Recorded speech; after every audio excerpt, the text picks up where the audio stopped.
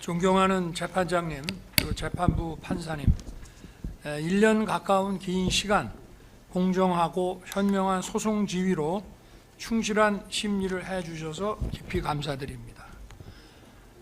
불과 몇 시간의 계엄, 아마 근현대사에서 가장 짧은 계엄일 텐데 이것을 내란으로 몰아서 국내 모든 수사기관들이 달려들어 수사를 했고 또 초대형 특검까지 만들어서 수사를 했습니다.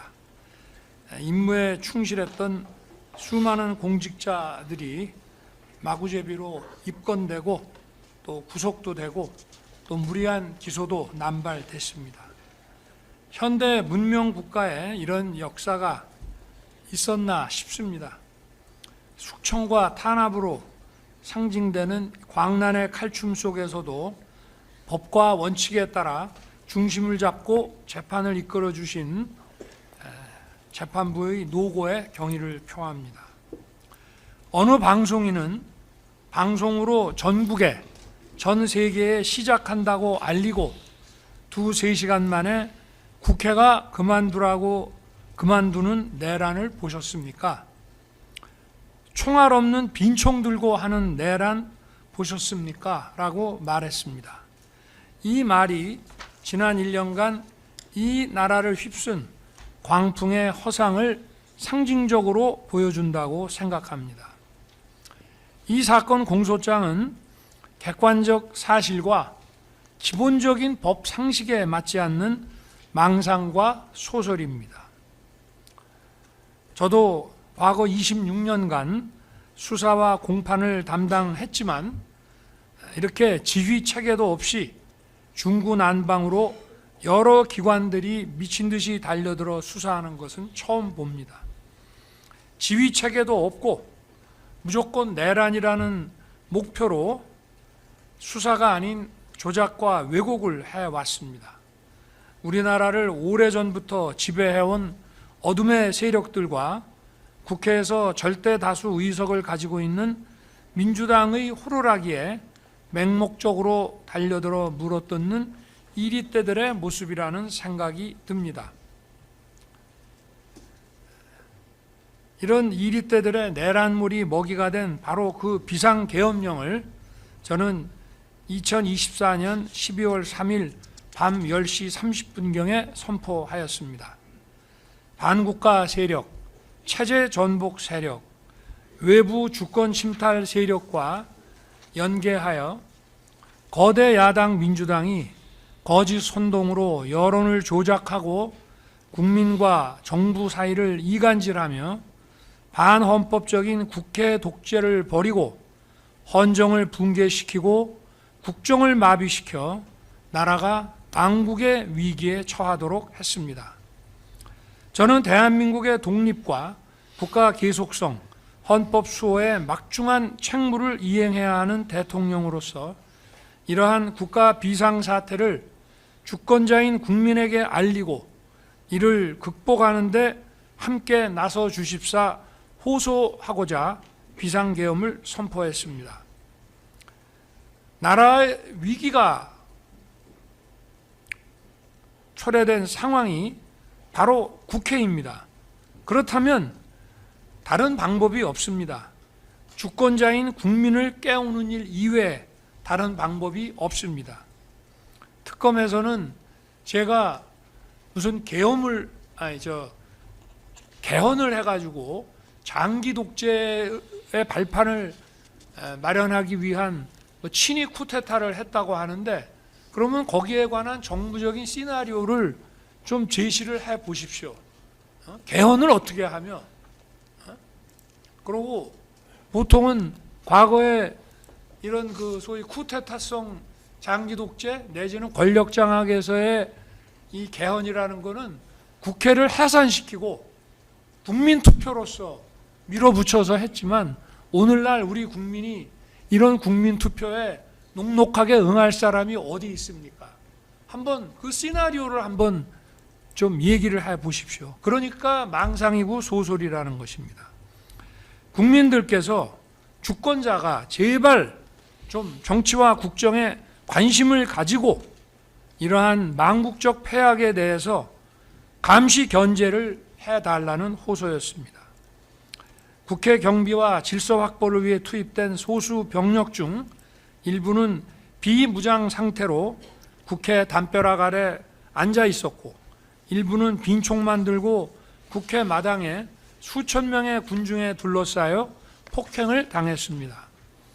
누구도 국민을 억압하거나 국회의원들의 계엄 해제 요구 의결을 위한 의사 일정을 방해하지 않았습니다.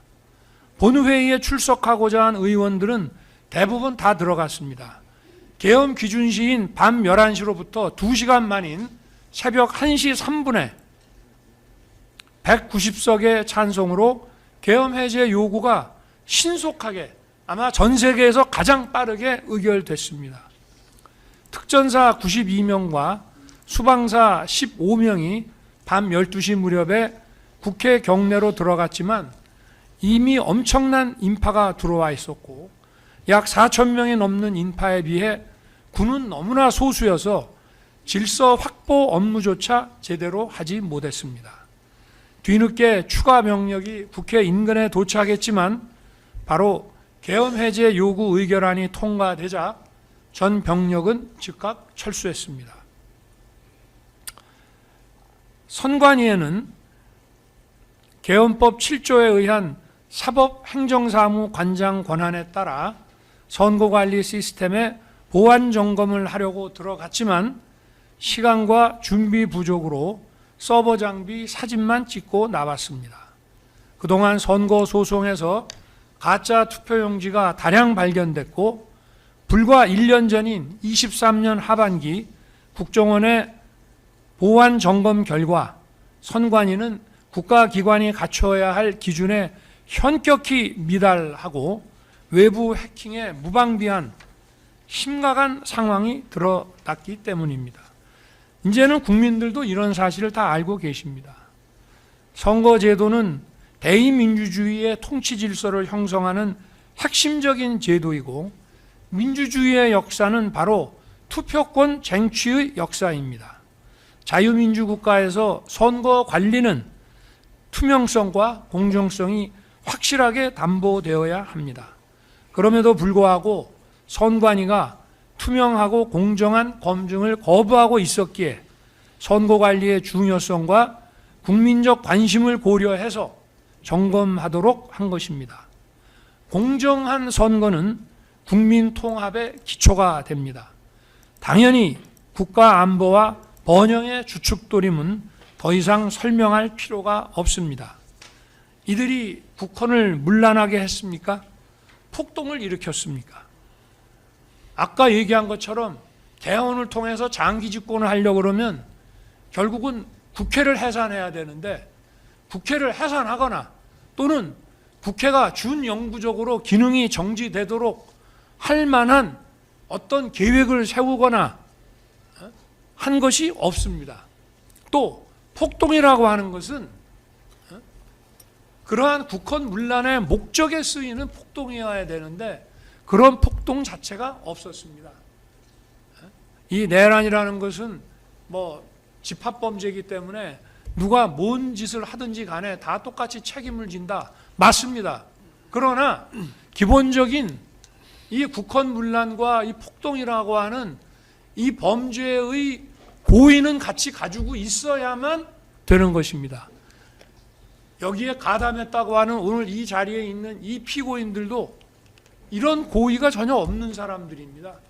국헌문란에 고의도 없고 초과 주관적 요소라는 목적도 없을 뿐 아니라 폭동한다는 의식도 없는 사람들입니다.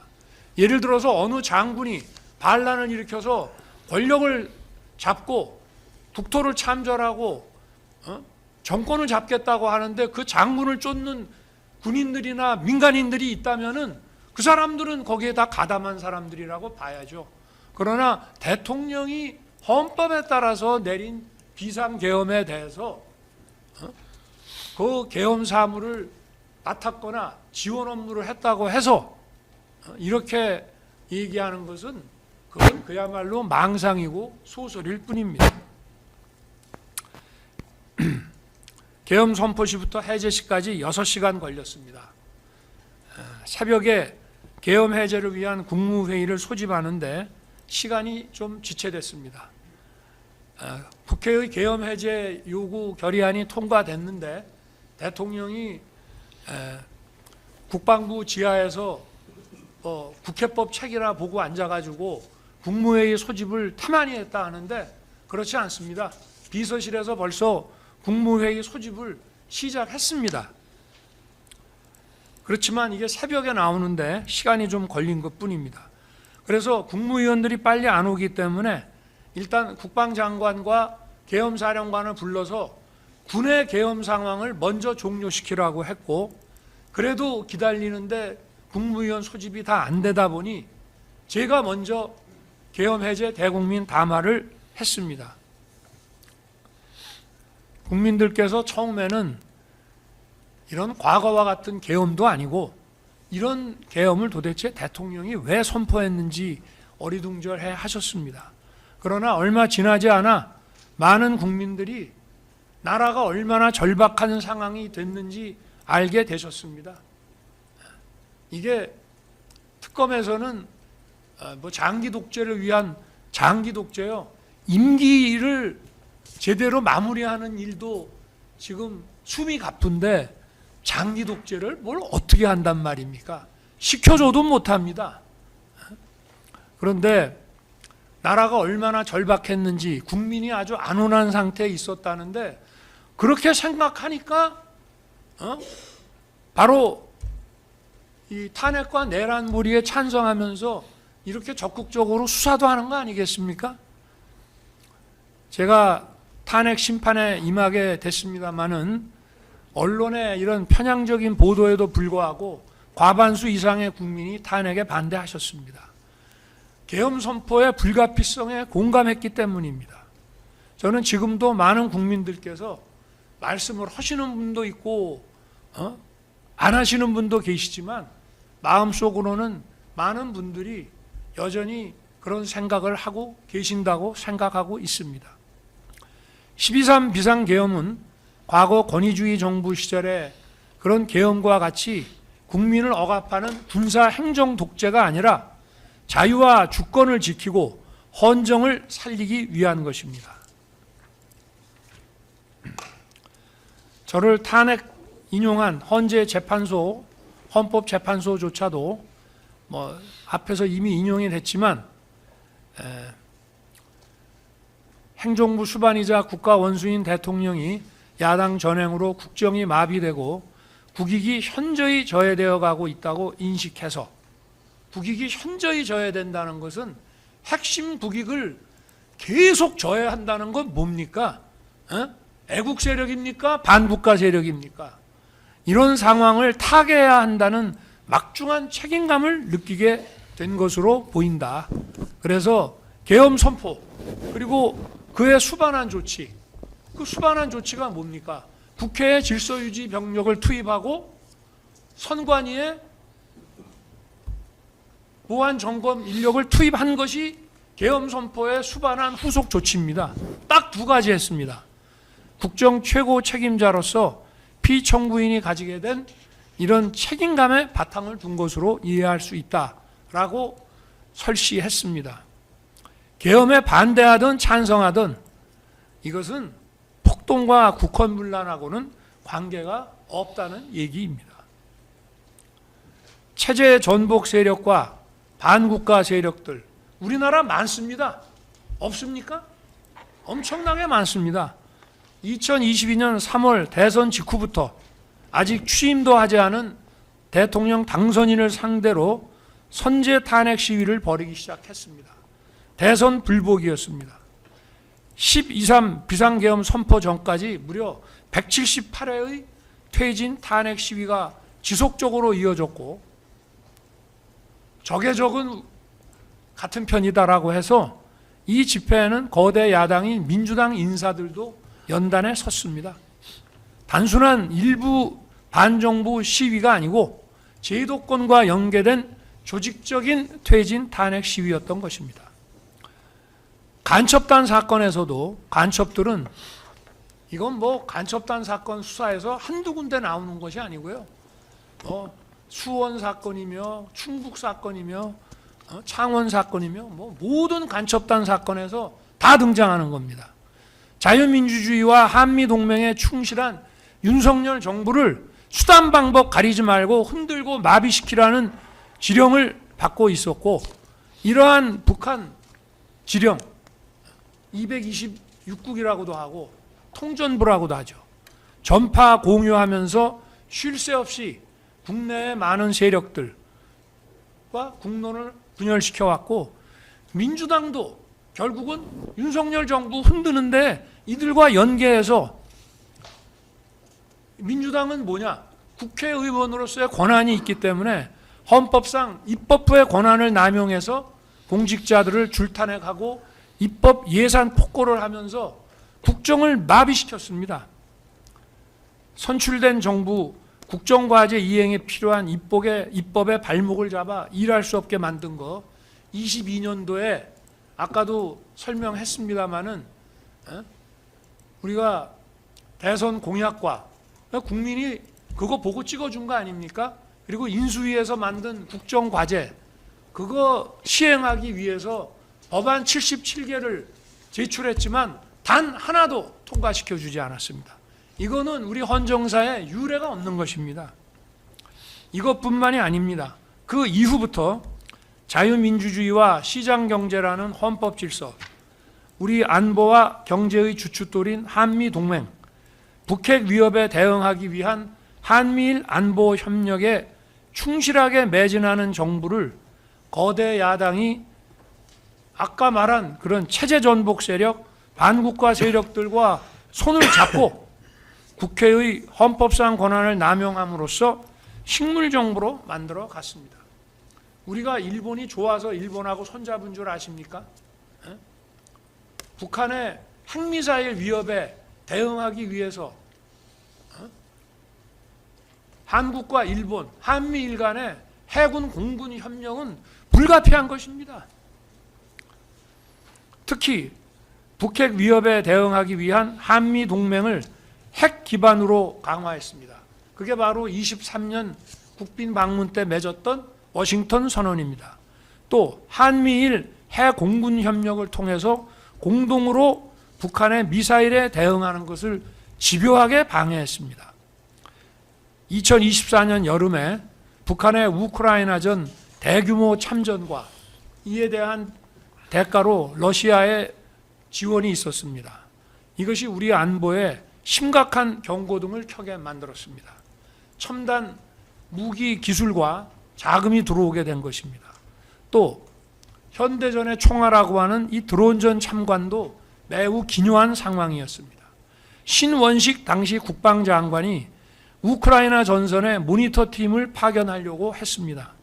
거대 야당은 극력 반대하며 신원식 장관의 탄핵을 추진했습니다. 법사위에서부터 시작했습니다. 북중러 편에 서서 국방장관을 쫓아내겠다고 한 것입니다. 결국 그만뒀습니다. 그리고 신원식 장관이 안보실장으로, 경호처장이 국방장관으로, 안보실장은 여러 가지 이유 때문에 장관급 대통령 외교안보 수석 비서관으로 순환 발령을 낸 것입니다.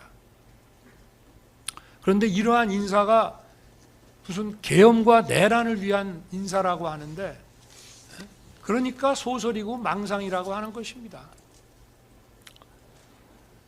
자유민주주의에 충실하게 나가려는 정부가 아무 일도 못하게 경제와 민생에 관한 입법을 거부하면서 위헌적인 법률을 양산하고 안보와 경제를 짓밟았습니다. 핵심 국익을 훼손하는 법률을 반복 상정함으로써 대통령의 거부권을 유도해서 국론 분열을 야기했습니다. 국정원의 대공수사권 폐지에 이어서 국가보안법 폐지를 추진함으로써 체제 전복을 빌드업했습니다. 국보법이 폐지되면 인공기 흔들고 다니고 차에다 부착하고 다녀도 아무 문제 안 되는 거 아시죠? 국가기밀과 첨단 산업 기술이 중국으로 줄줄이 유출되는 심각한 현실에서 간첩죄 개정도 반대했습니다. 중국의 반간첩법에 대한 최소한의 상호주의 대응도 못하게 했습니다. 국가안보에는 방산기술과 산업인프라 확충, 방산시장 확대와 방산협력 국가 간의 연대가 매우 중요합니다. 거대 야당이 장악한 국회는 방산 수출에 국회 동의를 받으라는 법안을 추진해서 자유진영 국가들과의 안보 협력에 칼을 들이대고 북중러가 반대하는 방산 수출에 제동을 걸고 방산기술 보완을 위태롭게 했습니다. 지금은 방산 수출할래도 쉽지 않습니다. 우리 방산 수출하는 이 무기의 핵심 기술들이 대부분 미국 겁니다. 미국이 오케이 안 해줍니다. 지금은. 핵심적인 안보 예산에 대한 거대 야당의 폭거를 보면 기가 막힙니다. 북한의 핵과 미사일 공격에 신속하게 대응하기 위한 감시 정찰 자산과 미사일 방어 요격 시스템 사업 예산을 대폭 삭감해서 사업 추진이 불가능하게 만들었습니다. 북핵과 미사일에 대한 확실한 대응은 안보뿐만이 아니라 국가 위험도를 줄임으로써 투자 유치와 경제 활성화에 매우 기여한 것입니다. 또 국방 인력의 허리에 해당하는 부사관과 초급 간부에 대한 열악한 처우로 이 사람들이 전부 퇴직을 합니다. 이건 매우 중요한 일입니다. F-35 몇 대 가지고 있는 것보다 이런 전문성 있는 인력을 장기 근무로 유도하는 것이 우리 국방력 강화에 또 국방력이 훼손되지 않게 막는 것에 아주 결정적으로 중요한 것입니다. 이러한 처우 예산도 틀어 막았습니다. 배정된 예산이 국민 세금 부담이 그렇게 큰 것도 아니었습니다. 누구 얘기를 듣고 이런 것을 실행하는 건지 이러한 핵심 예산만 딱딱 집어내서 삭감하는 것에 기가 찰 노릇이었습니다. 치안 예산과 관련해서 대표적인 부분은 마약 수사입니다. 이거 한 가지만 얘기하겠습니다. 치안에 대해서는. 마약 수사를 막기 위한 인건비 삭감과 특활비 폐지입니다. 이거 수백억입니다. 민주당 정부 때에도 마약 수사 조직을 경찰로 일원화했습니다. 이 마약 수사는 관록과 실력 있는 검찰의 마약 수사 조직, 여기 뭐 과거에 검찰 강력부에 계시던 분도 있습니다만은 이 마약 수사 조직이 엄청난 관록을 가지고 있었는데 이거 전부 폐지하더니 이번에는 아예 경찰 수사 예산까지 삭감했습니다.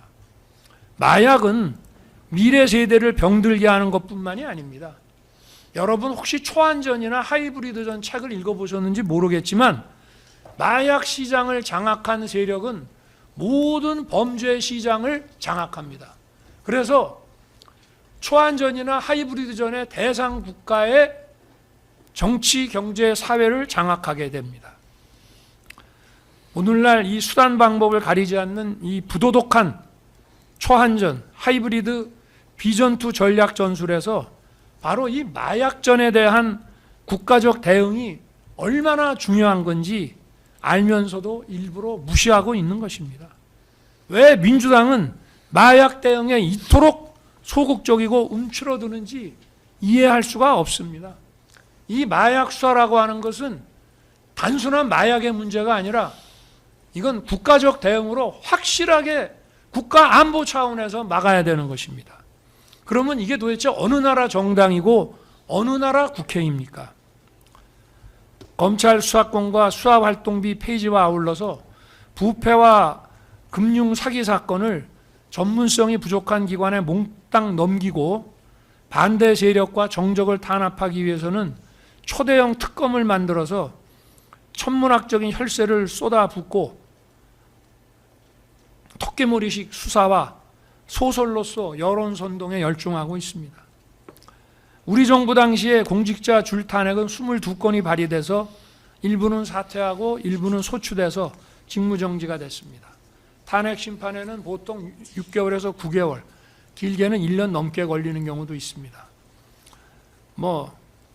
후임자 사퇴를 해도 후임자 선정, 인사검증, 청문뿐만이 아니라 조직 장악하는데 그 다음에 해당 기관 직원들도 새로운 업무 방침에 적응해야 되고 어마어마한 기회비용이 들고 행정이 마비됩니다.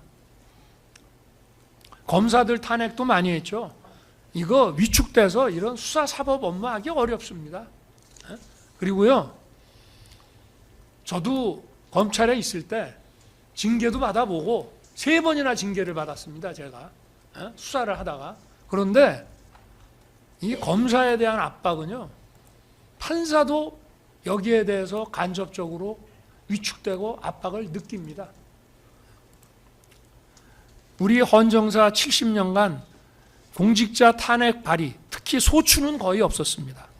우리 정부에서만 비상계엄 전까지 22건, 저에 대한 탄핵 결정 전까지는 무려 30건에 이릅니다.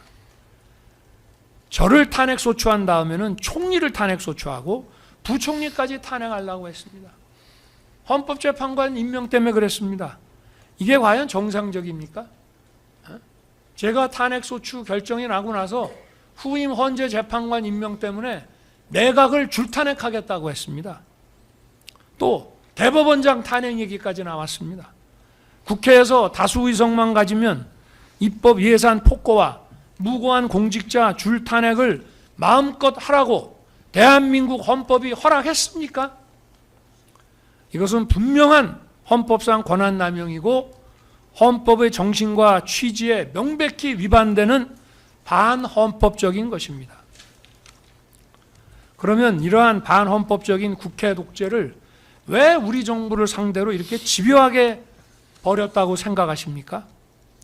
자유민주주의 체제, 자유시장경제 체제, 자유진영과의 연대라는 헌법상 지향해야 될 국가 노선을 뒤엎기 위한 것 아닙니까? 체제의 전복을 노리는 거 아닙니까? 감사원장과 서울중앙지검장 탄핵을 추진하는 것을 보고 저는 경악했습니다. 감사원장 최재해 씨는 감사 전문가로 민주당 정부에서 임명한 비정치적인 사람입니다. 당시에 선관위가 벌인 초유의 채용비리 사건, 권익위를 통해서 감사원이 감사를 하고 있었고, 또 민주당 정부 시절 사드 배치 관련 기밀 유출에 대한 감사를 진행해서 검찰에 수사 의뢰를 했습니다. 이처럼 반드시 필요하고 적법한 감사에 대해서 감사원장 탄핵으로 감사원 업무를 방해했습니다. 이런 사정을 보면 선관위와 민주당의 유착, 또 간첩 이적 행위에 대한 민주당의 조직적 비호, 이걸 대놓고 드러내는 것이라고 생각할 수밖에 없지 않습니까? 또 헌법기관장인 감사원장을 탄핵한다는 것은 한마디로 헌정 시스템을 뒤엎겠다는 겁니다. 헌법재판소에서 한 200m 정도 올라가면 감사원이 있습니다. 점심시간에 서로 만납니다. 그런 감사원장을 헌재 탄핵 심판정에 세우겠다는 얘기입니다. 전국의 모든 공직자, 산하기관, 국영기업체, 금융위, 공정위, 금감원 이런 데를 감사하는 감사원장이 무슨 해임 사유가 될 만한 비리가 있는 것도 아닌데 탄핵해서 직무정지를 시킨다면 단순한 감사원만이 아니라 모든 국가 행정과 행정을 적법하고 효율적이게 만드는 공직기강이 도대체 어떻게 되겠습니까? 우리 헌정사는 물론 세계 헌정사에도 초유의 일입니다. 중앙지검은 부패, 경제 등 중요 사건의 50% 이상을 다루는 핵심 수사 사법기관입니다. 자신들의 부패를 수사하는 검사들을 압박하고 줄 세우기 위해 탄핵을 추진하는 것을 보고 이제는 판사를 겁박만 하는 것이 아니고 판결이 마음에 안 들면 판사도 이제 막 탄핵하겠구나 생각이 됐습니다. 이제는 막장까지 온 겁니다. 사법부의 독립은 저는 그렇게 얘기합니다. 자유민주주의의 시작이라고 저는 생각합니다. 사법부 독립이 무너지면 오늘날 베네수엘라 같은 독재국가 보십시오. 어떻게 해서 독재 권력을 만들어냈습니까? 바로 사법부를 장악해서 독재 권력을 만들어냈습니다. 사법부의 독립이라는 것은 자유민주주의의 시작입니다. 저는 검찰에 있을 때도 그런 얘기 많이 했습니다. 검찰의 중립성과 독립이 완벽히 보장된다면 자유민주주의의 완성이고 사법부의 독립은 자유민주주의의 시작이라고. 그런데 탄핵 소추권을 가지고 이런 칼춤을 추고 헌정을 무너뜨리겠다는 것입니다. 우리 대한민국 자유민주주의 헌법은 이런 국회, 이런 의회주의를 허용하고 있지 않습니다. 저는 민주당에서 감사원장과 중앙지검장 탄핵을 추진하는 것을 보고 그때까지는 22년부터 꾹 참아왔습니다. 참아왔고 국회에 가서 모욕적인 대우를 받더라도 참고 가서 예산안 설명도 하고 대국회 연설도 하고 이렇게 했습니다. 들어오지 않는 경우도 많았습니다. 그렇지만 이런 망국적인 국회 독재에 이제는 주권자인 국민을 상대로 비상벨 울릴 수밖에 없다고 생각합니다. 어떻게 가만히 있습니까? 분기별로 하는 식의 대국민 담화? 대국민 담화 그 후에도 많이 했습니다. 계엄 선포한 이후에도. 네. 자유민주주의와 공화제가 바탕이 된 헌법 질서가 붕괴되고 외교, 안보, 경제, 미래투자, 공직기강, 법집행, 수사, 사법 이런 모든 국가 기능의 정상적 수행이 현저히 위태로워진 이런 상황은 과거 우리나라에서 선포된 비전시 계엄 중 가장 위중한 국가 비상사태라고 저는 판단했습니다. 가끔 이번 재판에서도 군인들 불러다 놓고 특검에서 이게 전시나 내전 상태가 아닌데 계엄이 맞다고 생각하세요? 라는 이런 어리석은 질문들을 합디다. 근데 우리나라 역사상 계엄은 전시보다 비전시 계엄이 훨씬 많았습니다. 다만 국가 비상사태를 초래한 원인이 바로 국회였습니다. 거대 야당이 지배하는 바로 이 국회였기 때문에 이런 대의제의 폐악과 독재를 주권자인 국민에게 알리고 호소하고 깨우는 것 이외에는 할 수 있는 다른 방법이 없습니다.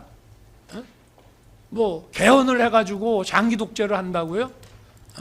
그거 정말 저 미리 알려주시지 그랬습니까? 어떻게 하는지 좀 배워보게. 저는 그런 생각 해본 적도 없고 우리나라 국민들이 그런 거에 넘어갈 사람도 아니고 우리나라 군이나 경찰이나 그런 거에 휘둘릴 사람도 없습니다. 제가 대통령을 3년 가까이 하면서 군도 지휘하고 경찰도 지휘하고 다 해봤고 그 안에는 벌써 사고방식과 정치 진영이 딱 반반으로 나눠져 있기 때문에 대통령이 지시한다고 물불 안 가리고 할 수도 없습니다. 저는 24년 11월 말경에 김용현 국방장관을 한남동 대통령 관저로 오게 했습니다. 감사원장 탄핵에 대해서 얘기를 하면서 거대 야당이 헌법상 권한을 남용해서 헌정 질서를 무너뜨리고 국정을 마비시키며 나라가 이제 망국의 위기 상황이 됐다. 과거 비전시 계엄이 내려진 소위 6.3 사태, 64년 한일회담 반대 시에 그 다음에 소위 우리가 유신이라고 얘기하는 미중 대땅뜨와 미군 철수에 주한미군 철수에 따른 당시 2개 사단에서 1개 사단이 닉슨에 의해서 철수됐습니다. 그래서 72년 11.7 특별선언, 그 다음에 79년 10월 26일 박정희 대통령의 급서와 같은 상황보다 지금의 이 상황이 더 심각한 위기 상황이 됐음을 이야기했습니다. 단순히 야당이 정쟁에 의해서만 한 것 같으면은 그냥 참죠. 내가 능력이 부족해서 그런 모양이다. 그런데 반국가 세력, 체제 전복 세력들하고 같이 손을 잡고 빌드업을 해 나가지 않습니까? 이게 아무리 싸우더라도 국경 바깥에서는 서로 손을 잡아야 된다고 합니다. 아무리 정쟁을 해도 핵심 국익에 대해서는 같이 가야 되는데 핵심 국익까지 반국가 세력들하고 한편이 돼서 윤석열 정부 흔드는 데는 우리도 이해관계가 같다. 그리고 실제 또 얼마나 침투해 있는지도 알 수도 없습니다. 뭐 야당을 다 반국가 세력으로 보느냐? 그거는 저도 모릅니다. 증거가 없어서.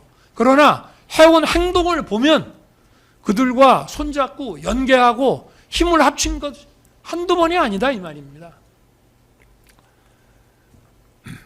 거대 야당이 헌법상 권한을 남용해서 헌정을 파괴하고 있지만 나는 헌법상 대통령의 국가긴급권을 헌법의 틀 안에서 행사하겠다.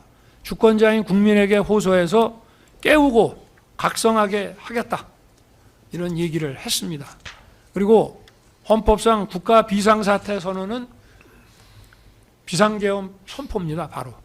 비상계엄 선포라는 것은 나라가 비상사태에 놓여 있다는 것에 대한 선언입니다. 그리고 나머지 군사 행정적인 것은 바로 헌재가 얘기하는 그 후속 조치입니다.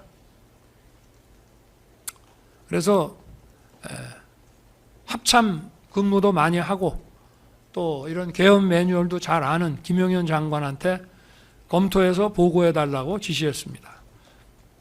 그러나 대통령의 기본적인 가이드라인은 몇 가지 분명히 했습니다. 자, 이거는 과거 계엄하고는 다르다. 과거 계엄처럼 할 수도 없어요. 제가 군을 이때까지 2년 6개월을 지휘를 했지만 군 인사도 많이 해봅니다마는 이런 과거 계엄같이 하고 싶어도 할 수가 없습니다. 대한민국에서는. 이런 여소야대 상황이기 때문에 아마 계엄 해제가 짧으면 반나절, 길면 하루 안에 계엄 해제 요구가 될 것이니까 그걸 염두에 둬야 된다. 그래서 또 실시간 방송을 통해서 계엄 선포 대국민 담화를 할 것이다. 그리고 여기 250에서 280명으로 두 개 팀 구성 얘기가 나오는데 이게 보병 2개 중대 규모가 얼마냐고 제가 물어보니까 250이라고 하더라고요.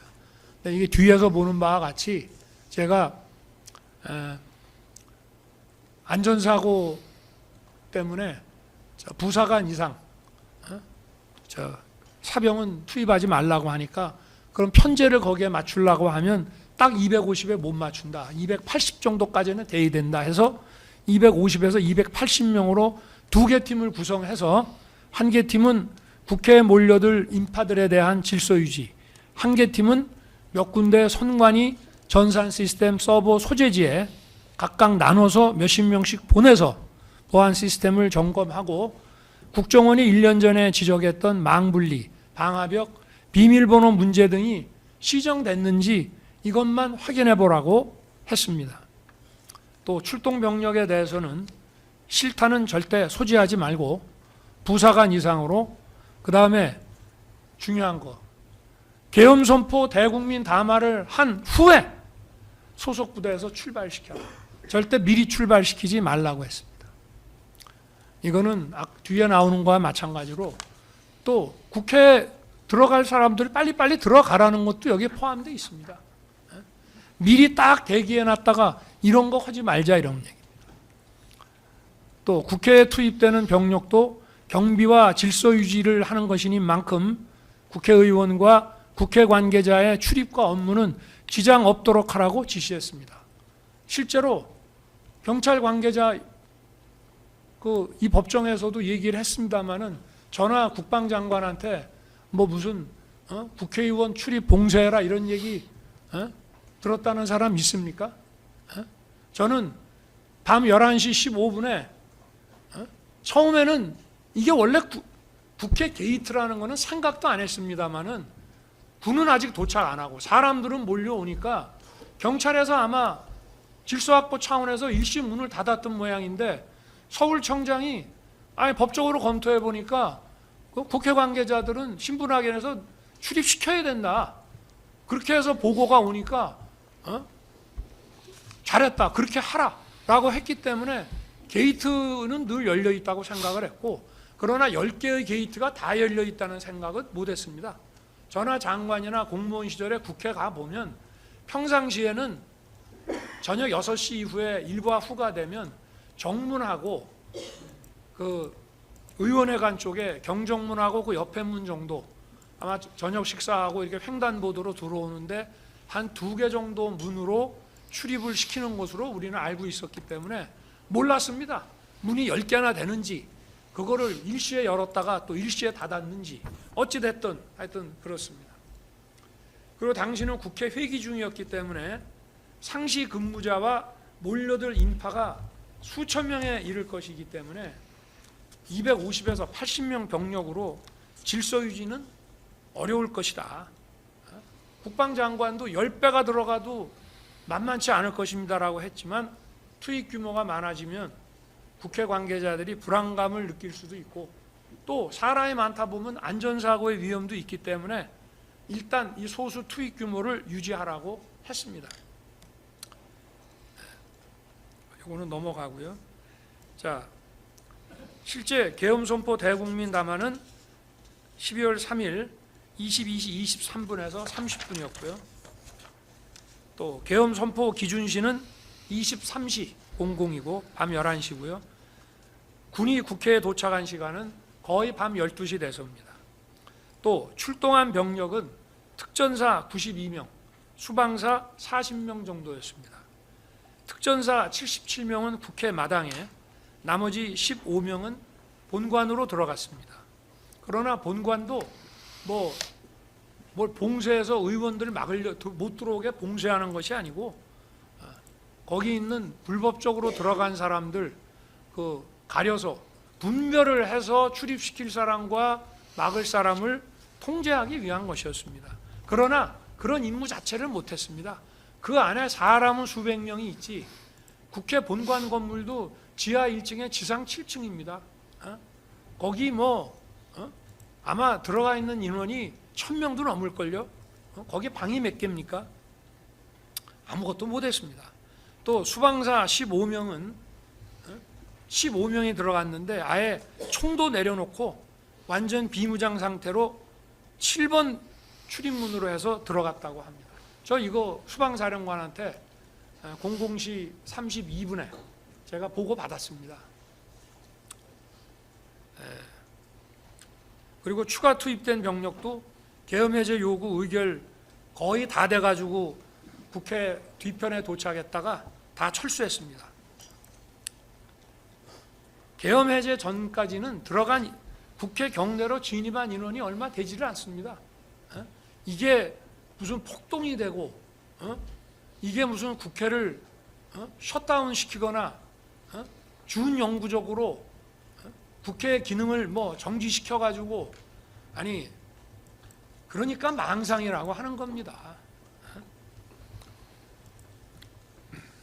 국회 마당에 있던 특전사 대원 77명은 민간인과 충돌 금지 지침에 따라서 질서 유지는커녕 시민들로부터 폭행당하면서 자리 유지하기도 버거웠고 아마 그 영상에서 보셨을 겁니다.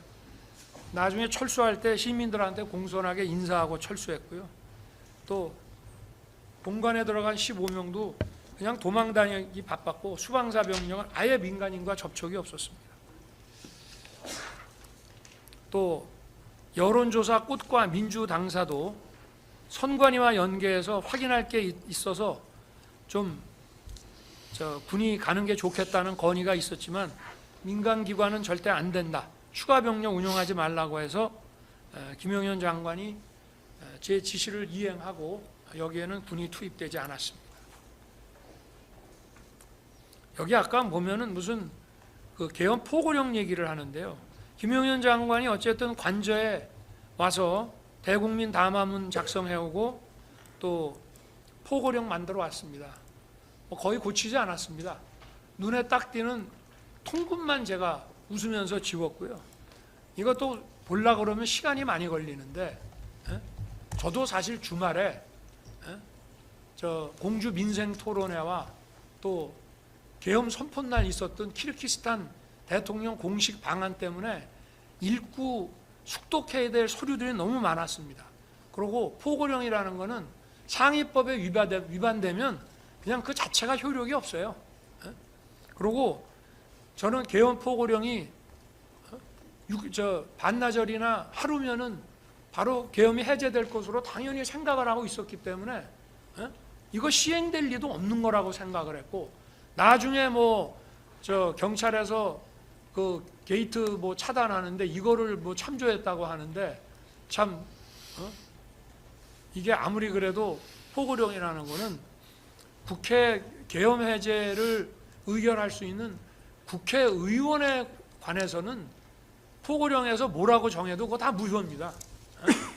그런데 하여튼 그런 참 웃지 못할 일이 있기는 했습니다만은 사실 국민의힘의 90명은 아예 안 들어갔고요. 210명 중에 190명이 순식간에 들어가서 2시간도 안 돼서 들어간 시간으로 따져보면 2시간도 안 돼서 계엄 해제 190명이 표결했습니다. 또 국무회의는 뭐 주례 국무회의처럼 하게 되면 어차피 알려지게 되고 알려지면 혼란이 야기되면 또 병력 투입을 더 해야 될 수가 있기 때문에 병력 투입을 또 더 할 수도 없습니다. 그래서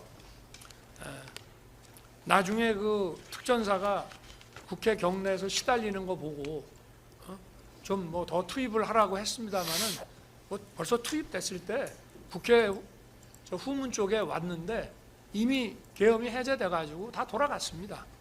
그래서 병력 투입 최소화를 유지하기 위해서 이렇게 이제 했고요. 그리고 국무총리, 외교, 국방, 통일, 행안, 법무, 그리고 대통령 이렇게 하면 기본적으로 이게 7명입니다. 여기에다가 최소 4명 더하면 정족수가 되는데 우리가 좀 더 불렀습니다. 그런데 2분은 조금 늦게 도착을 해서 시간이 좀 걸리는 바람에 못했고 이게 뭐 사전에 국무회의 안 하려고 한 거 아니냐 이것도 또 소설이에요. 왜냐? 국무회의를 하려고 했으니까 안보실장, 비서실장, 국정원장까지 부르지 않았습니까? 이 사람들 다 국무회의에 배석하는 사람이에요. 그리고 국정원장은 이게 계엄 관련 국무회의니까 국정원장 오라고 그런 겁니다. 미국에 있는 줄 알았더니 여기 있더라고요.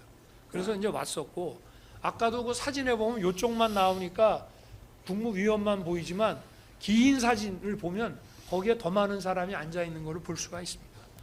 거기 끝에는 경호처장도 앉아 있고요. 저 조태영 뭐 국정원장하고 다 있습니다. 거기. 그리고 원래 더 빨리 부르려고 했는데 총리하고 외교부 장관이 좀 하도 반대도 하고 저하고 좀 논쟁을 하고 하다 보니까 전화 거는 게 조금 늦어져서 시간이 좀 걸린 것 뿐입니다. 그리고 이 비상계엄 선포와 같은 국가 긴급권은 대통령이 독점적이고 배타적으로 행사하는 헌법상 권한입니다. 그래서 실체적, 절차적 그 요건 구비 여부에 대한 판단 역시 대통령에게 전속하는 것입니다. 그리고 국회의 계엄 해제 요구라는 정치적, 사후적 통제만 받습니다. 자, 이게 요건에 완벽하게 맞아. 그런데 국회가 부당하게 또는 위법하게 계엄을 해제하라고 하면 해제해야 됩니다. 이게 국가 상황이 계엄을 선포하지 않으면 안 되는 상황인데 국회가 그래도 해제하라고 위법부당하게 의결을 하면 해야 되는 겁니다. 마찬가지로 대통령의 계엄 선포도 정말 이것이 뭐 처음부터 국헌문란과 내란을 획책한 거 아니면은 계엄 선포 자체는 유효한 것이고 그리고 그 유효함을 전제로 국회는 계엄 해제 요구를 하는 것입니다. 물론 계엄 선포 이후에 유혈 사태가 발생해서 개별 행위들에 대해서 그 상당성과 책임 문제를 논하는 것은 변론입니다. 그 내란무리 세력들은 제가 국회 본회의장에서 의원들을 끌어내라고 했다거나 정치인을 체포하라고 했다는 그런 선동을 해왔습니다마는 정말 하늘이 도와서 이 경호처 비화폰 통화 내역이 드러나면서 이 법정에서 모든 게 다 허위 조작인 게 다 드러났습니다. 저하고 통화를 몇 번 했다. 통화한 시간, 시각 정확하게 나왔습니다. 뭐 수방사 어느 저 참모가 들었다는 얘기, 아니 수방사령관하고 통화한 것이 25초, 29초, 16초, 25초입니다. 그게 다입니다. 그런데 법정에 와서 증언하는 거 보면은 앞뒤가 안 맞는 얘기를 합니다. 그러니까 이 통화 시각과 시간을 보면은 정확하게 알 수 있습니다.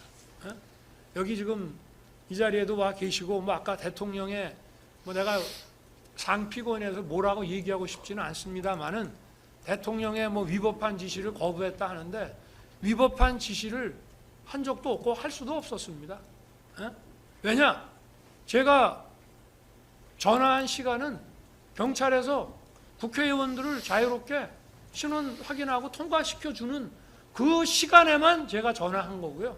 그리고는 1시간 10분 후에 표결 들어가고 전화를 했기 때문에 월담 의원을 잡아라, 체포해라, 뭐 국회의원을 체포해라 그런 얘기를 한다는 자체가 미친 사람 아니고선 할 수가 없는 거죠.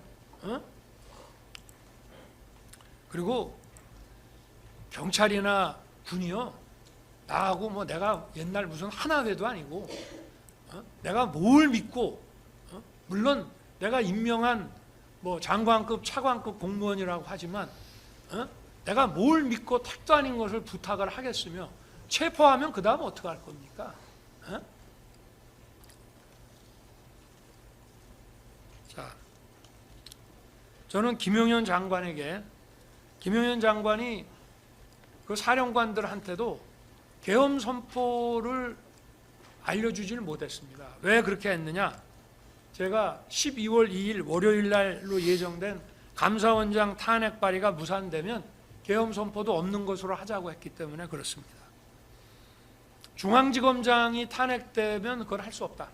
그러나 민주당이 감사원장 탄핵은 대단히 자기들도 부담스러울 것이다. 감사원장 탄핵만 안 하면 그냥 계엄 선포는 없었던 것으로 하자. 왜냐? 준비할 게 없었거든요. 김용현 장관하고 저 사이에 그 선포문 그리고 자기가 그 계엄 매뉴얼에서 본 옛날 그 포고령 그리고 뭐 국무회의 절차가 필요하다는 거 그게 다예요. 그러니까 저하고 관저에 와서 얘기했지만 1시간 이상 대화한 적이 없어요. 실제로 아무 준비한 게 없는데 내 마음 바뀌면 안 하면 되는 것이고 그래서 저 감사원장 탄핵 발의 안 하면 하지 말자 했습니다. 그리고 감사원장 탄핵 발의를 월요일 날 하면 화요일 날 선포한다. 많은 사람들이 그런 얘기를 합니다. 왜 주말에 하던가 국회 회기 끝나면 하지 그랬냐. 아니 할 거면 당당하게 해야죠. 나도 헌법상 권한에 기해서 계엄 선포하면 국회가 계엄 해제 하려면 하라 이겁니다. 그리고 국회가 계엄 해제를 해줘야지. 안 하면 더 할 게 없는데 어떻게 할 거예요? 제가 군사재판 증언을 하러 갔더니 그 판사 한 분이 묻습니다. 국회가 계엄 해제 안 하려면 계엄 해제 할 생각이 있었냐? 근데 이렇게 답변했습니다. 그 생각할 여유도 없었다. 그냥 순식간에 계엄 해제가 돼가지고 아니 예를 들어서 하루 저녁이라도 그냥 넘어갔으면 제가 계엄법 국회법 책을 왜 가져오라 그랬냐면요. 방송을 보니까 우원식 국회의장은 아니 그래도 절차를 좀 밟읍시다.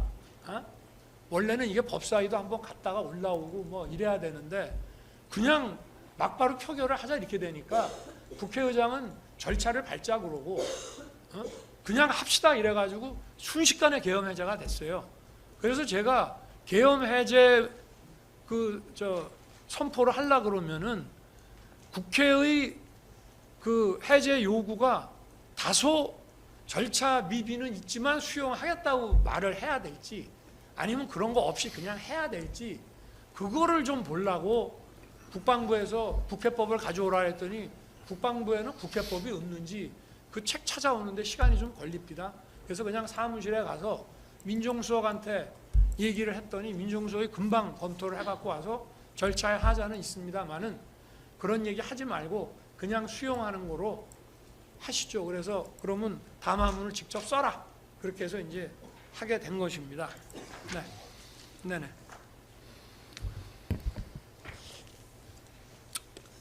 빨리 좀 하겠습니다.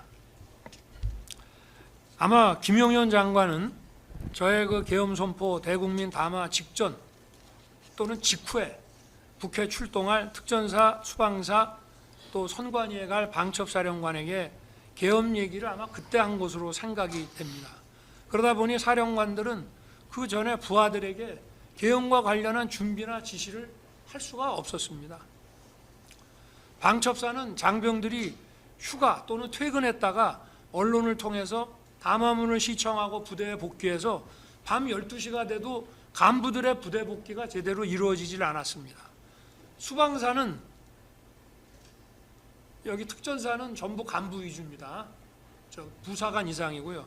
수방사는 장병하고 부사관 이상이 섞여 있는데 부사관 이상은 또 대부분 퇴근을 합니다. 그러니까 소집을 해야 되는데 소집에 늦어지니까 야간 당직 근무자 위주로 소수만 편성해가지고 통상의 수도권 주요 공공시설 경비 방어 임무만 줘가지고 국회로 갔습니다. 특전사도 707 부대는 원래 헬기로 많이 이동을 하는 모양이에요. 그래서 또 헬기로 훈련도 하고 하는 모양인데 그 운항 승인을 수방사가 한참 안 내줘가지고 또 시간이 지체됐습니다. 이렇게 각 부대 사이에도 사전에 소통이 전혀 없었습니다. 왜냐? 준비를 하나도 안 했기 때문입니다.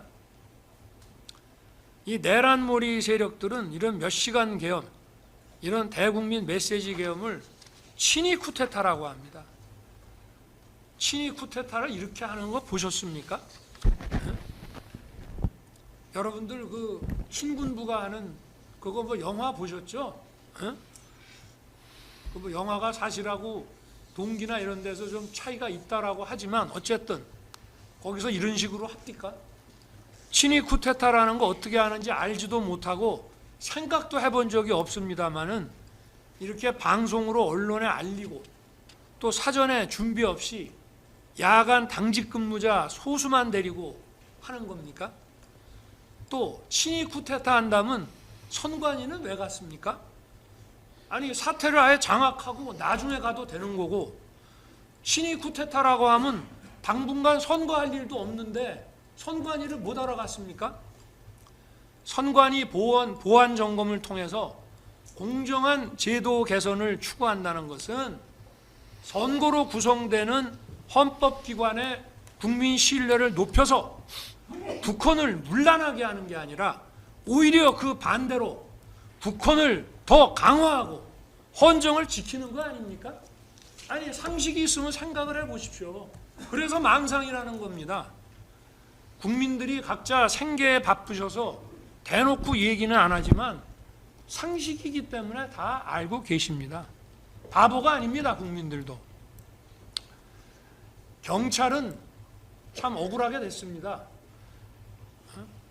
11월 말에 장관하고 얘기할 때부터 경찰을 투입하거나 계엄 사무에 지원 요청한다는 것은 생각도 해본 적이 없었어요.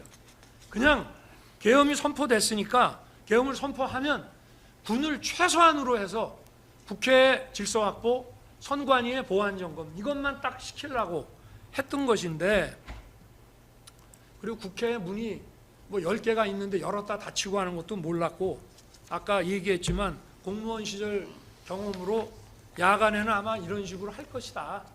그런 정도만 생각을 했기 때문에 그런데 참 김용현 장관이 제 방에 오지 않았으면 여기 조지호 청장이나 김봉식 청장이 뭐 이런 식의 지금 어려운 상황에 처해 있지 않았을 텐데 좀 미안하게 생각합니다. 저도. 계엄 선포 당일 김용현 장관이 헐레벌떡 제 방에 왔어요. 제가 아마 저녁에 그날 이제 키르기스탄 대통령 공식 방안 다 보내고 또 내부에서 회의할 거 다 마치고 저녁 6시 넘어서 잔치국수 한 그릇 먹고 앉아 있는데 김용현 장관이 오더만요. 그러더니 투입되는 군 병력이 국회를 말합니다. 워낙 소수니까 이게 질서 유지가 어렵습니다. 국회 경내는 그러면 분이 가서 뭐 200 몇십 명이 한다 하더라도 국회 경외 바깥은 좀 경찰이 몰려오는 인파 좀 질서 유지하게 해줘야 되지 않겠습니까? 그래서 제가 경찰 출신인 경호처장 통해서 전화 연결을 해줄까 싶다가 저도 뭐 별로 할 일이 없었습니다. 이따가 뭐 총리나 이 사람들은 8시 좀 넘어서 올 것이고, 그래서 그럼 나랑 같이 가자. 그러고 오랜만에 얼굴도 볼 겸 경찰청장하고 서울청장을 불렀습니다. 이 두 양반들은 내가 취임하고 여름에 취임했는데 겨울까지 저녁 한번 제가 안 먹여서 그날 저녁 주는 줄 알고, 서울청장은 술 마시게 되는 줄 알고 차도 놓고 왔다는 거예요. 그렇게 가볍게 온 겁니다. 와서 아까도 10분 안 걸렸다는데 정말 용산에서 출발해서 이 두 사람들을 만나고 다시 돌아가기까지가 다 해서 1시간도 안 걸렸으니까 만난 시간이 한 10분 정도 되는 것 같습니다. 그래서 무슨 뭐 자세한 얘기할 겨를도 없었고요. 그냥 국회 바깥에 좀 처음에는 이따 상황이 생길지 모른다 하다가 나중에 이제 그래도 계엄 얘기를 좀 해주는 게 좋겠다고 해서 뭐 내가 얘기했는지 장관이 얘기했는지 모르지만 하여튼 계엄 얘기가 그 자리에서 나왔고, 그러나 상황이 생길지 모른다 했으니 계엄이 선포될지 안 될지 이 두 사람은 모르고 그날 간 거예요. 그러니까 바깥에 있다가 좀 나중에 되면 그때 가서 좀 국회 담 가까이 좀 와가지고 질서 유지를 좀 해달라. 그리고 이 사람들 보고 당신들이 국회 게이트를 열어라 닫아라 이런 얘기 한 적이 없어요. 국회 문을 닫을 생각도 못했고, 만약에 한다면은 군이 도착해서 국회 경내 질서 확보를 할 군이 만약에 필요하면 그 경정문하고 뭐 이런 것들을 좀 출입 그 통제를 하지 않을까 정도만 생각을 했습니다. 근데 확실히 경찰은 상례적으로 질서 유지라는 치안 이런 걸 하다 보니까 이제 제가 밤 11시 15분에 서울 경찰청장한테 전화를 해서 그 상황이 어떠냐 하니까 이렇게 얘기하더만요. 저는 나이가 먹어도 기억력이 아주 좋습니다. 그래서 제가 비아폰 통화 내용 나오기 전에도 아마 우리 변호인들도 내가 누구하고 언제쯤 전화했다고 하는 그 시간 이런 게 비아폰 통화 내용 나온 거하고 횟수나 이런 게 되게 일치하는 걸 많이 보셨을 거예요. 내가 처음에 딱 전화를 하니까 조지호 청장이 약간 불만인 듯하게, 뭐냐면 이게 군의 일인데 경찰은 바깥만 지키면 되는데 아니 군이 안 오고 사람은 몰려오니까 우리가 할 수 없이 질서 유지 때문에 문을 일단 닫았다. 근데 서울청장이 김봉식 청장이 이거 법적으로 검토해 보면은 국회 관계자들은 들여보내야 된다. 그래서 들여보내고 있습니다. 라고 하길래 제가 딱 첫 마디가 이거예요. 김봉식 청장이 수사통이라 법을 잘하네. 잘하고 있네. 그렇게 하시오. 그게 다입니다. 그래 저는 끝날 때까지 그렇게 계속 간 줄 알고 있었고, 또 저는 경찰청장한테 34분까지 그 15분부터 34분까지 5번 전화했어요. 그때는 다 들어갈 때입니다. 국회 관계자들. 그런데 뭐 체포를 해라, 뭐 월담 의원을 체포해라. 웬 체포회의가 그렇게 나옵니까? 국회의원 체포가 어디 누구네 집 동네 뭐 애 이름 얘기하듯이 나오는 겁니까? 그건 말도 안 되는 얘기고, 체포하면 그 다음에 어떻게 할 겁니까? 자, 뭐 여기 자세한 얘기는 그냥 넘어가겠습니다. 26페이지 넘어가고요.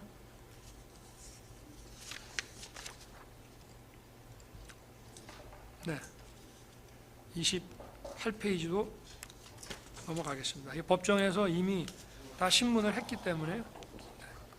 그 다음에 제가 29페이지 보면은 어쨌든 계엄 해제 후에 의결 후하고 해제 후하고 조지호 청장하고 김봉식 청장한테 전화해서 경찰이 의원들 출입시키고 초동 조치 잘해서 계엄이 빨리 해제됐다라고 아주 일 잘했다고 격려 전화도 했습니다. 그리고 특전사령관이 그렇게 특전사가 마당에서 숙도들한테 그렇게 폭행당하고 그럼에도 불구하고 대응해서 물리력 행사 안 하고 그렇게 막기만 하고 나온 거 참 잘했다. 특전사가 참 잘해서 잘 끝났다라고 나중에 그런 엉터리 같은 얘기 할 줄은 모르고 장관 통해서 격려 좀 하라 그랬습니다. 그리고 수방사령관에게는 제가 계엄 해제 결의안이 해제요구 결의안이 통과되기 전에 4번 전화를 하는데요. 그게 23시 33분에 40초 합니다. 그거는 아직 도착 못했다. 가고 있다고요. 그 다음에 00시 32분에 29초 하고 00시 34분에 16초, 00시 36분에 25초 이렇게 12시 반경에 3번 통화를 하는데요. 첫 번째 통화는 아까 같이 무기 다 내려놓고 뭐 10몇 명 들여보냈습니다 라는 보고를 받은 거고요. 그 다음에 자기가 자꾸 안으로 들어가려 하더라고, 수방사령관이. 그래서 경찰이 관리하는 문이 있다. 나는 이제 경정문인데 갑자기 경정문 이름이 생각이 안 나서 의원회관 쪽, 그쪽으로 가봐라. 거기 아마 경찰이 관리할 것이다.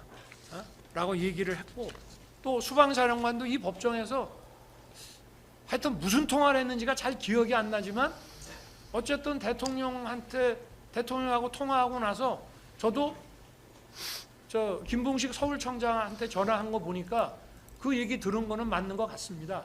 이렇게 얘기를 하고 있습니다. 제가 이걸 책임을 떠넘기기 위한 것이 아니라 제가 알았으면은 만약에 야 포고령이고 뭐간에 다 집어넣어 라고 얘기를 했을 거예요. 물론 뭐 210명 중에 190명이 들어갔으니 특별히 못 들어간 사람 빼놓고 대부분은 다 갔다고 봐야 되지만 어쨌든, 그리고 이 법정에서도 수방사령관이 자기가 12시쯤 도착해서 보니까 막 담 넘는 사람들도 경찰이 이렇게 뒤에서 엉덩이 받쳐갖고 넘겨주더라는 겁니다. 자, 수방사령관도 이 법정에서 이런 얘기 했습니다. 당시에 언론에서 가짜 뉴스들이 막 쏟아지고 이 사람은 이렇게 증언했네, 저 사람은 저렇게 증언했네 막 들이대니까 기억이 안 나는 얘기도 막 하게 되는 것 같더라. 그런 얘기도 하고요. 또 사람들은 헌재의 탄핵 인용의 결정적인 증거가 곽종군, 홍장원의 증언, 또 한덕수 총리의 증언, 이런 것을 들고 있습니다. 그런데 헌재 탄핵 심판에서 비하폰 통화 내역과 CCTV 영상이 제시됐다면은 참과 거짓의 증언들이 좀 명쾌하게 분별이 될 수 있지 않았겠나, 그런 생각이 많이 아쉽습니다. 물론 헌법재판소법에도 탄핵 절차법에도 형사재판과 같이 증거 능력 있는 증거에 의해서 탄핵 재판하도록 되어 있습니다. 그런데 그렇게 안 했어요. 헌재의 논리는 탄핵은 일종의 행정 징계 절차이기 때문에 그 법 안 지켜도 된다는 겁니다. 나는 그게 무슨 논리인지 모르겠어요. 법에 엄연히, 헌법재판소법에 엄연히 있는데 이 법은 안 지켜도 되는 훈시조항이라고 얘기하는 것이 어찌됐든 하여튼 뭐 단심이니까. 그런데 다른 공무원도 아니고 전체 국민이 직접 선출한 약 1,800만 표를 얻어서 된 최고의 민주적 정당성을 가진 대통령을 그런 식으로 재판에서 탄핵했다는 것은 참 안타까운 일입니다. 그렇게 생각을 해보니까 왜 계엄 해제를 했는데 바로 그날부터 이런 내란몰이 수사가 이루어졌나 하고 생각을 해보니까 이게 탄핵 심판에서 이런 증거들을, 박근혜 대통령 때처럼 이런 증거들을 막 던져서 끌어내리기 위한 게 아니었나 하는 생각이 나중에 시간이 가고 나서 듭니다. 저는 계엄 해제 요구 국회 의결이 있자마자 하여튼 뭐 아까 같이 군을 철수시키고 국무위원 소집을 기다리다가 계엄사령관하고 장관을 불러서 군 계엄 상황을 종료시키라고 했고, 그래서 김용현 장관이 즉시 화상으로 전군 주요 지휘관 회의를 엽니다. 원래 이것도 국무회의 심의를 하고 대통령의 공식적인 계엄 해제 선언이 있어야 군이 계엄 상황을 종료시키는 전군 지휘관 회의를 하는 겁니다. 그러나 먼저 하라 그랬습니다. 그래서 아마 2시에서 3시 사이에 한 거로 알고 있습니다. 추경호 의원도 그런 얘기를 합니다마는 계엄 선포 후에 제가 추경호 국민의힘 원내대표한테 미안하다고 전화했습니다. 야당 상대하느라고 정말 고생 많이 했는데 보안 때문에 미리 알려주지 못해서 미안하다. 의원들은 걱정할 거 없다. 곧 끝난다. 그리고 추경호 의원도 대통령이 자기에게 전화해서 국회가 절차 밟아서 해제 요구 의결하면 즉시 해제한다라고 제가 했다고 증언했습니다. 공소장에도 비슷한 얘기가 기재되어 있는 것으로 압니다. 저는 계엄 선포 전날인 2012년 2월에 공주 민생토론회와 산성시장 방문, 12월 3일 키르기스탄 대통령 공식 방한 행사를 모두 소화했습니다. 이 민생토론회는요, 한 2시간 이상 대통령이 직접 상대해야 되는 거기 때문에 이거 공부 많이 안 해가지고 자료 숙도 안 하고 가면 아주 생방송되면서 망신 떨기 딱 좋은 행사입니다. 거기다가 외국 대통령의 공식 방한은요, 그냥 비즈니스 런치가 아니고 국빈 방문하고 우리가 비용을 다 대주거나 또는 무슨 이런 거 몇 가지만 빼면은 똑같습니다. 소인수 회담부터 하는 게 똑같아요. 그래서 여기에 대해서도 준비해야 될 게 많은데 이거를 제가 토요일, 일요일 주말에 이거를 전부 소화를 하면서 시간을 보냈고요. 그러다 보니 김용현 장관이 가지고 온 거 꼼꼼하게 못 본 과오도 있습니다. 네, 다 했어요 이제. 네네. 그리고 이런 공주 민생 토론회와 키르기스탄 대통령 공식 방한 행사장에서 제 모습 언론에 나온 걸 보신 분들은 제가 어떤 긴장감이나 초조함 없이 자연스럽게 이런 것들을 소화했다는 것을 보여주고 있습니다. 키르기스탄 대통령이 2시에서 3시경에 갔는데 또 남아있는 내부 회의도 다 했습니다. 친위 쿠데타를 기획했다면은 이런 행사들을 연기했거나 아니면 계엄 선포일을 다른 날로 잡았을 것입니다. 더욱이 국회 회기 중이고 평일이어서 즉시 국회 본회의가 열릴 수 있다는 점을 생각을 하면 본회의를 무력화시키거나 방해할 의도가 만약에 있었다면 왜 이날 하겠습니까? 바보 아닌 이상이야.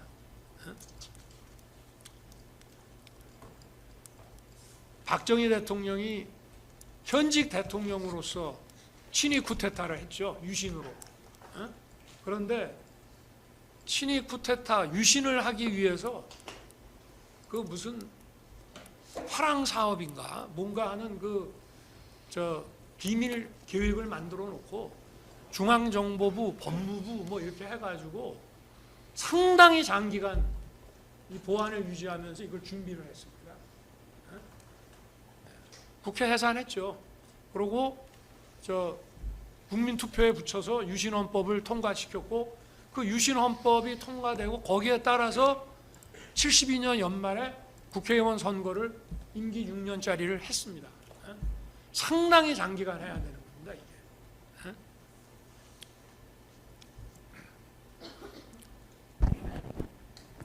방첩사령관은 아시다시피 12월 1일부터 계엄 선포 전날인 12월 2일까지 이틀간 휴가 갔습니다. 이거 위장 휴가입니까? 아닙니다. 부대원들 역시 퇴근했다가 뉴스 보고 12시가 넘어 들어왔는데 이 법정에서 드러난 사실에 의하면 방첩사는 12월 3일이 내부 인사 발표가 있어서 회식과 음주가 많아서 술 안 먹은 사람 찾기가 어려웠다고 다들 증언하고 있습니다.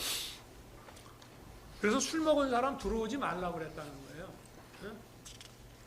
또 수방사는 계엄 당일 저녁에 주요 간부 부부 동반 만찬이 있었습니다.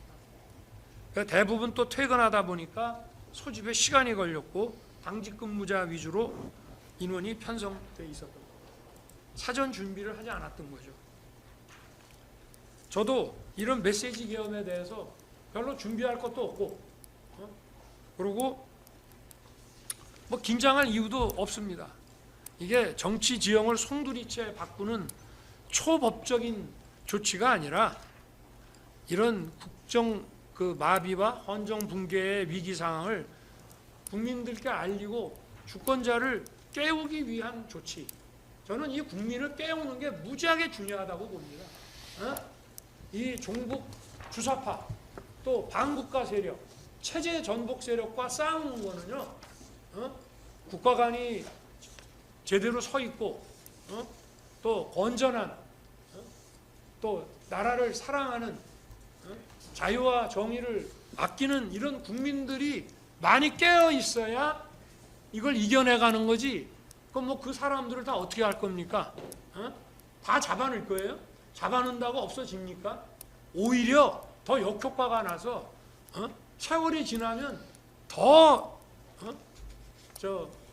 반국가 세력이 더 단단하게 구축이 되기 때문에 이런 강압적인 조치 가지고 못 없앱니다. 정신 차리고 깨야 돼요.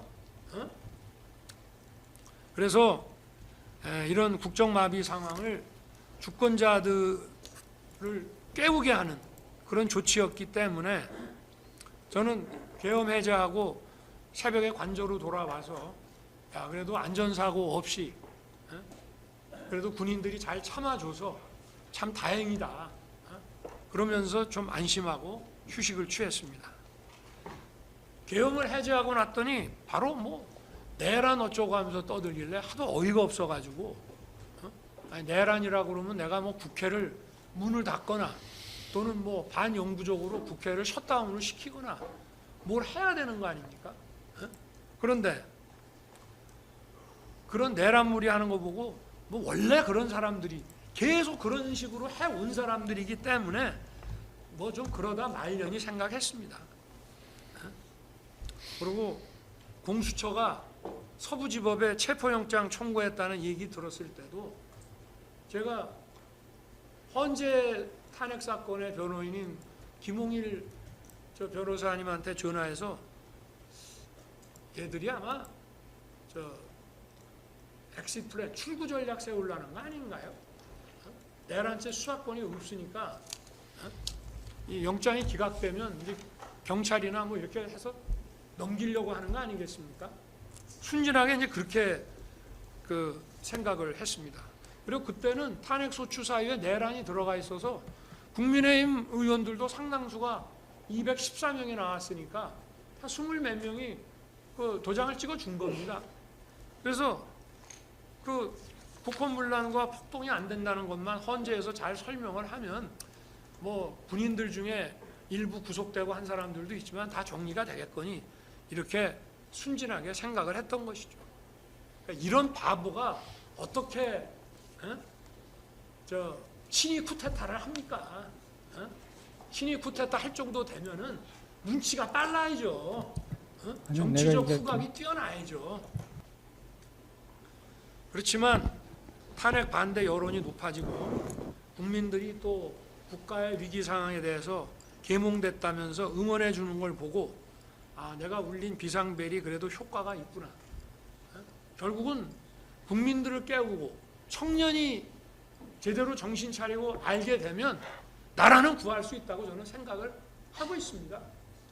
결국 국민이 깨쳐야지 자유민주주의 국가에서 뭐 감옥에 집어넣는다고 해결이 됩니까? 해결 안 됩니다.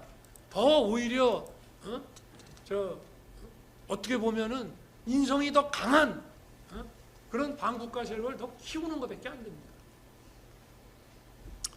그래서 저는 26년간 검찰에서 많은 수사를 했지만 이런 뭐 정치적 음모 그리고 이런 치밀한 수사라는 이름으로 이런 내란몰이가 기획되고 진행되는 줄 꿈에도 생각을 못했습니다. 1월 3일에 공수처가 저를 체포한다고 관저에 왔을 때도 관저가 군사시설 보호구역이라 출입 수색이 안 된다는 거는 뭐 검사면 누구나 다 알 텐데 그냥 저렇게 쇼하다가 말겠거니 이렇게 생각을 했는데, 또 뭐 지번도 수색영장에 하나밖에 없고 나머지 10개 지번이 영장에도 없다는 거예요. 뭐 영장의 입법 기재는 뭐 둘째를 치고. 그러고 이제 돌아갔습니다. 그런데 1월 15일 날 수천 명의 경찰하고 저렇게 막 밀고 들어오는 거를 보고 유혈 사태를 막기 위해서 제가 체포에 응했는데, 이게 내가 본 국가 위기보다 실체가 더 심각한 지경이구나, 그런 생각을 하게 됐습니다. 정말 얼토당토하는 수사를 하고 수천 명의 경찰을 동원해서 대통령을 체포하겠다고. 이거는 상당 기간 헌법기관인 대통령의 권능 행사를 저지시키는 겁니다. 어마어마한 경찰 폭동을 동원해가지고 이거야말로 정말 내란이라고 하지 않을 수가 없습니다. 참 이런 내란무리 세력들이야말로 정권 획득이라는 걸 위해서는 뭐 헌정 붕괴고 뭐 국정 마비고 뭐 국익이고 뭐 이런 거 상관 안 하는 사람들이라고 하는 것을 더 확실하게 깨닫게 됐습니다.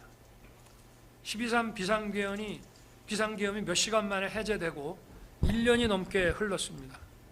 그러나 아직도 정적과 반대 세력을 숙청하고 탄압하려는 내란무리는 계속되고 있습니다. 민생경제 위기 경고 등이 심하게 울리고 있고, 또 자유진영과의 연대 균열 등 국가 위기에는 아랑곳하지 않고 있습니다. 그러나 많은 국민과 청년들이 계엄령이 나라의 심각한 상황을 깨우치게 해준 계몽령이 되었다고 알고 있습니다. 그리고 이것이 국가 위기 상황에서 불가피한 대통령의 헌법상 결단이었다는 공감도 아직 많이 해주고 계신다고 저는 생각합니다. 저는 이미 탄핵 소추 직전인 2024년 12월 12일 대국민 담화, 또 공수처 체포 직전인 2025년 1월 15일, 이거는 담화라기보다 제가 페이북에 올렸습니다. 그냥 시간이 없어서. 그때는 체포에 응해야 될 상황이라. 또 헌재 탄핵 심판에서 2025년 2월 25일 최종 의견 진술을 통해 3차례에 걸쳐서 12.3 비상계엄에 관한 제 입장을 일관되게 말씀드렸습니다. 그때나 지금이나 하나도 변한 거 없습니다. 다만 오늘 진술은 그 후 드러난 비화폰 통화 내역과 또 제가 법정에서 본 법정 증언 등을 통해서 확인된 실체를 더해서 말씀드리는 것입니다.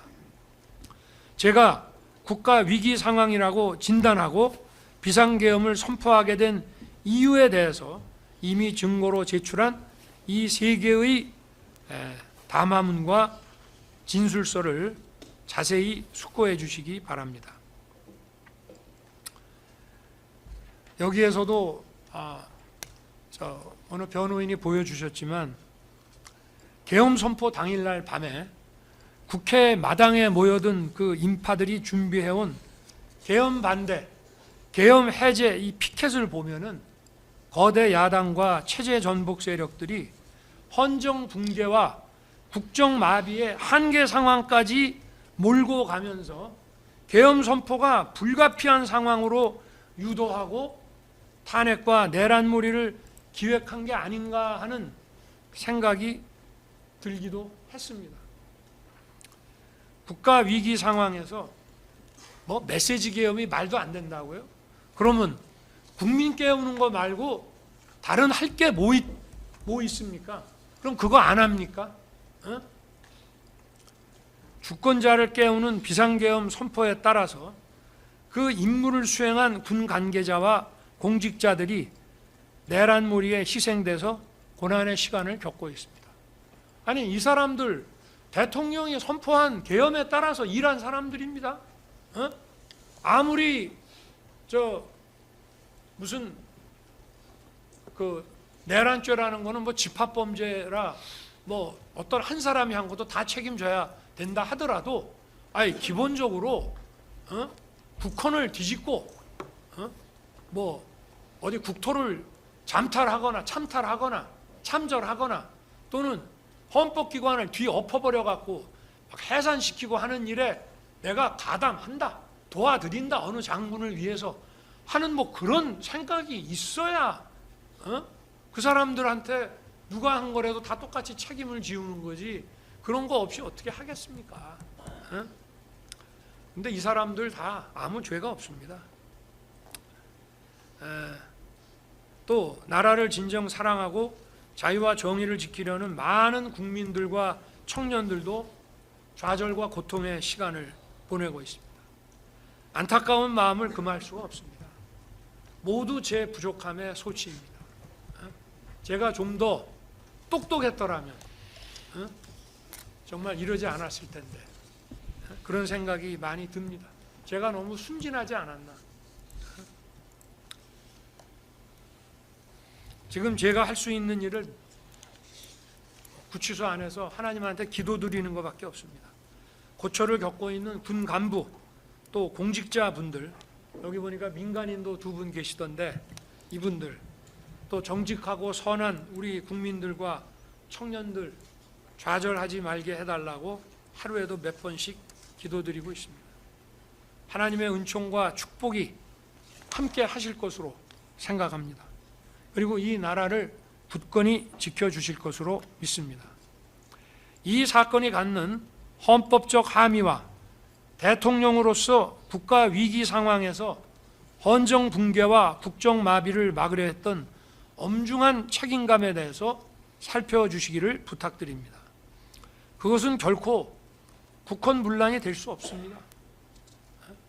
국회를 해산시키거나 국회의 문을 해산에 준하는 장기간의 기능 부전을 시키거나 또는 선관위를 없애거나 장기간 선관위를 어떻게 기능을 못하게 하거나 그럴 의도가 있었다는 거 전혀 없습니다. 아까 무슨 비상 입법기구 국방장관이 안을 만들었으니까 그게 국보위 아니냐? 여러분, 국보위도요 국회 해산하고 만든 겁니다. 국회 해산하고 개헌을 어떻게 할지가 서야 국보위를 어떻게 만들지가 나오는 것이고, 예산 문제는 그건 일도 아닙니다. 기재부 장관한테 줬다는 것은 기재부 일이라고 준 겁니다. 만약에 법률 전문가인 제가 봤으면 벌써 용어부터 이런 거 좀 잘 손을 봤겠죠. 그러니까 그런 거 가지고 국보위라고 얘기하려면 국보위 어떻게 했습니까? 국회 해산하고 했잖아요. 국회를 해산하려면 어떻게 해야 됩니까? 강력한 군권을 가지고 전국을 그야말로 장갑차와 탱크로 평정을 해야 됩니다. 그런 거 시도라도 했습니까? 그러니까 망상과 소설을 그만 쓰라, 이런 얘기를 하고 싶은 것이고요. 그 배희철 변호사가 충분히 설명을 했기 때문에 이 정도 하겠습니다. 고된 일정 속에서 충실하게 늦은 시간까지 또 이렇게 장기간 심리해 주신 재판부에게 정말 감사드립니다. 또 방청과 중계를 통해 사건의 실체를 확인하고 응원해 주신 국민들께도 감사드립니다. 나라를 살리고 헌정을 지키기 위한 대통령의 헌법상 국가 긴급권 행사가 내란이 될 수가 없습니다. 재판부의 현명한 판단을 부탁드립니다. 감사합니다.